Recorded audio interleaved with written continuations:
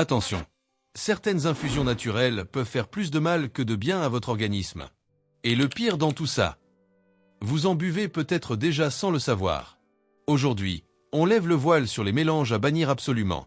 On va voir ensemble les combinaisons de plantes à éviter, et surtout pourquoi elles peuvent devenir réellement dangereuses pour votre santé. Retenez bien ceci, naturel ne veut pas dire sans risque. Commençons par les duos qui présentent les risques les plus immédiats. Numéro 1. Millepertuis et plantes sédatives, comme la valériane ou la passiflore. Le millepertuis agit déjà puissamment sur le système nerveux. Le combiner avec d'autres plantes calmantes peut créer un déséquilibre neurologique. Les risques: une somnolence excessive, de la confusion et de graves interactions si vous prenez déjà des antidépresseurs. Numéro 2. Ginkgo biloba, gingembre et ail. C'est le piège classique de l'hiver. Individuellement, ces plantes sont géniales, mais elles fluidifient tout le sang. Ensemble, elles augmentent drastiquement le risque de saignement et peuvent provoquer des hémorragies, surtout si vous suivez déjà un traitement médical. Numéro 3. Réglisse et plantes drainantes, comme la prêle ou l'orthosiphon. Ici, c'est un conflit minéral. La réglisse retient le sodium, alors que les plantes drainantes éliminent le potassium. Résultat: un déséquilibre électrolytique qui mène à la fatigue, des crampes et parfois des troubles cardiaques. Numéro 4. Éphédra ou agrumes amers, associés au guarana. C'est le mélange explosif. On combine deux stimulants surpuissants. Effet possible: accélération dangereuse du rythme cardiaque, hausse de la tension et palpitations sévères. Numéro 5. Bol d'eau, séné et fumeterre.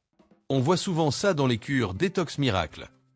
C'est beaucoup trop agressif pour le foie et les intestins.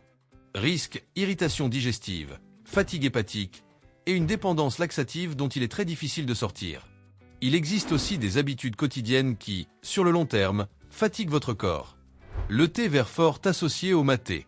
C'est l'overdose de caféine assurée. Bonjour la nervosité et les troubles du sommeil.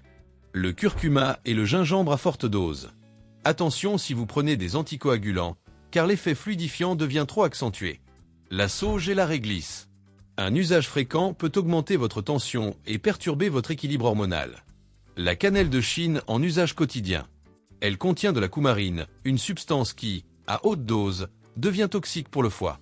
Et enfin, les mélanges détox trop chargés. Utiliser 5 à 10 plantes différentes est souvent une erreur.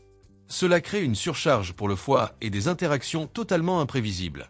Retenez bien ceci, même une excellente plante devient problématique si vous en mélangez trop, si vous dosez mal vos tasses, ou si vous en buvez tous les jours sans faire de pause. Et surtout, n'ignorez jamais vos traitements médicaux en cours. Les plantes sont des médicaments naturels puissants. Naturel ne veut pas dire sans danger. Les infusions peuvent être de formidables alliés, mais seulement si elles sont bien utilisées. Si vous voulez passer à la pratique de façon sécurisée, je peux vous montrer les meilleures combinaisons sûres et efficaces pour votre énergie, votre sommeil ou votre digestion.